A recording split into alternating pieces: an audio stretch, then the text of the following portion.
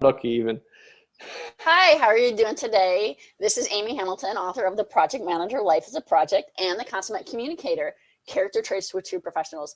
I am here with the marvelous Mel Kelly, who is an Irishman who lives in Germany, who's on vacation in Croatia. Did I get all that right, Mel? Oh my goodness, you got it all right. Hi, how are you? How are you, Amy? How are you doing? Thanks for having me here today. Thank you so much.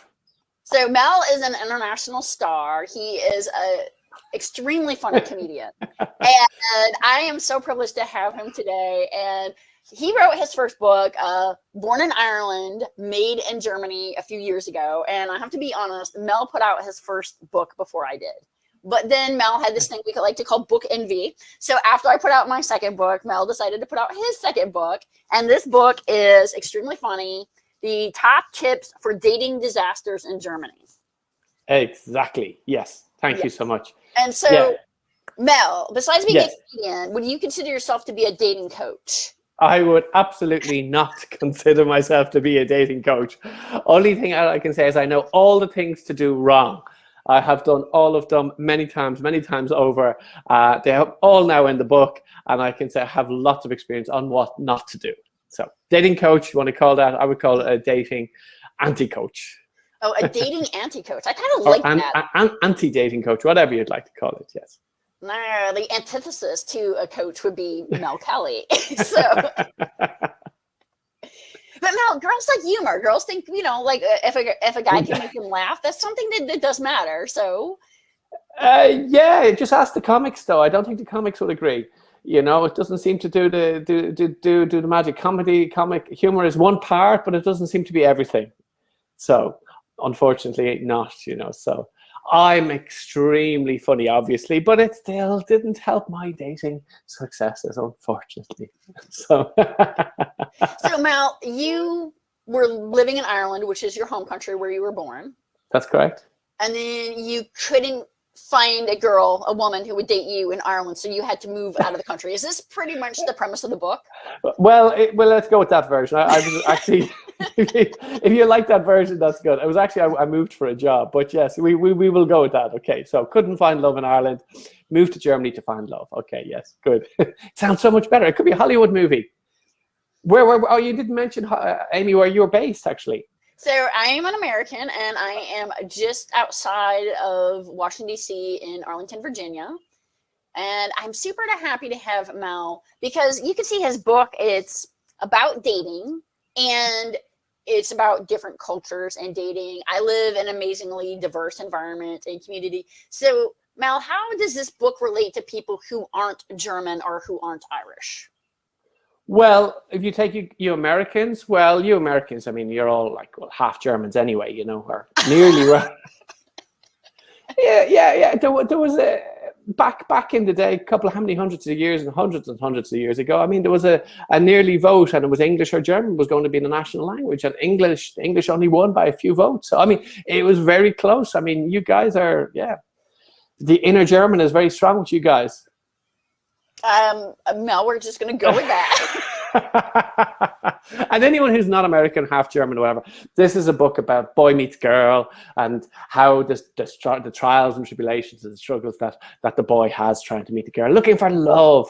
It's set in Munich in Germany, but it could be set anywhere in the world. So this is the age of internet dating. Is this traditional, like go to the pub and meet people dating, or is there internet dating, or some of both?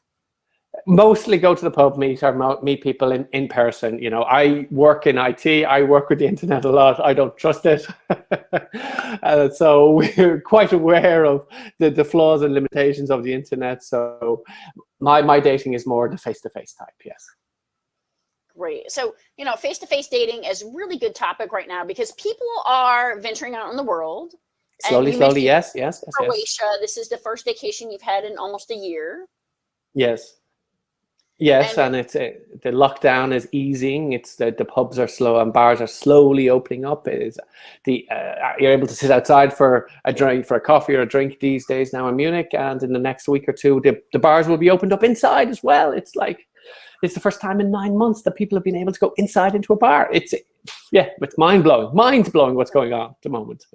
It really is. And when you look at your book of top tips and dating disasters, this could be like the anti-primer for people who are going to go back out in the dating world. So if you're out there and you're like, hey, I'm really thinking about, I'm going to start dating again. And this could be like a book to read and say, these are some tips that you should not do. Like, do not do these things if you're going to go back out and start dating, right? Absolutely. If you want to prime yourself with meeting people again, read this book, learn all the things, remind yourself of all the things that, you know, you shouldn't do. You might be doing some of them already yourself, but do not do any of these.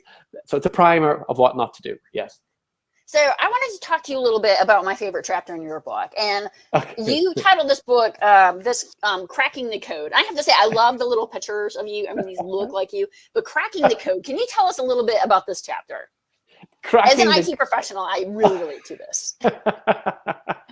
Cracking the code. Well, it's basically one of the main things I learned along the way is that men and women, we speak in different ways. And when I say something and I think it means certain things and the guys understand it a certain way, it's not exactly the same way as a woman will understand. And when she says something back to me, so what I equated this was cracking the code. For me, it was like trying to understand women was like trying to understand cryptocurrency. So I work in IT as well, so I had to take something that I kind of understand. So cracking the code, trying to crack that cryptocurrency, and the reality being is at the end of the day, we'll do our best, but we'll never really understand it anyway. But we just try and get along with it as best we can. So that was my understanding of trying to communicate with the fairer sex. I think that one thing that really shows too is that this book, you know, I might be focused on an Irish guy in Germany, but these are universals. These are international universals that yes, when you are dating and it is a disaster, even if you speak the same language and you're from the same culture, a lot of times we're not communicating the same way. Exactly. We're not communicating the same thing. Yeah. So when we say things one way, it's interpreted or understood a different way, and vice versa all the way back, you know. So it's just, cryptocurrency. You want to call it Bitcoin, Dogecoin, whatever you want to call it, coin you want to call it, you know. So it's, that's how I would compare it to.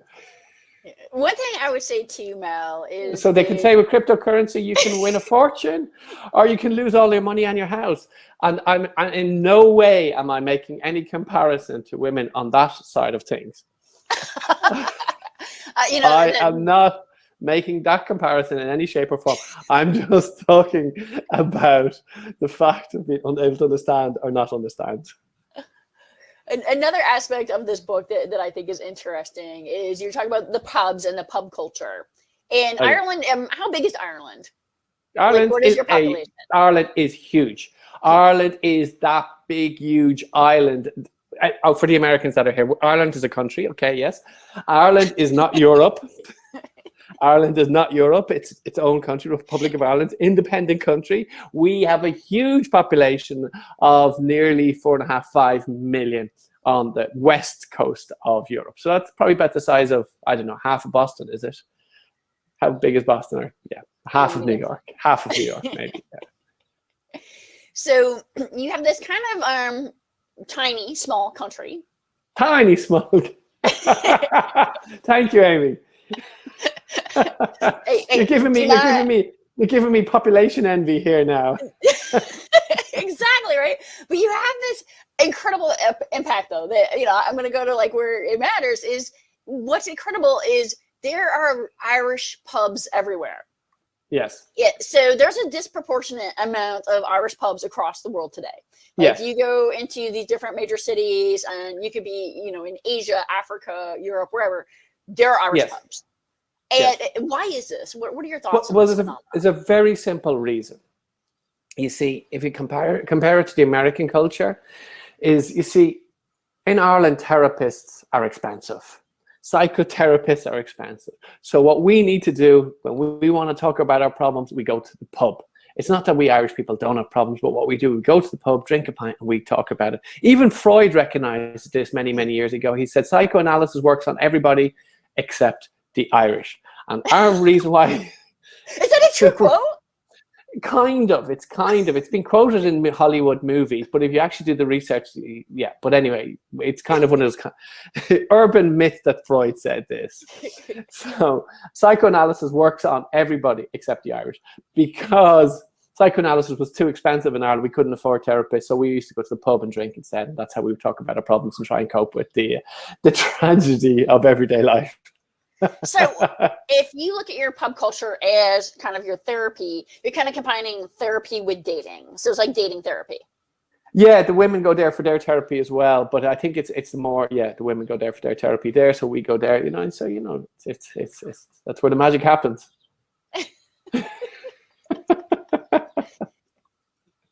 So Mel, the world is starting to open up. You are a comedian. You have a couple of ventures out in Munich, not in Croatia, where you're visiting. Can you tell us a little bit about your comedy adventures in Munich, and maybe how people could check out a comedy show with when the world opens up and they start traveling again?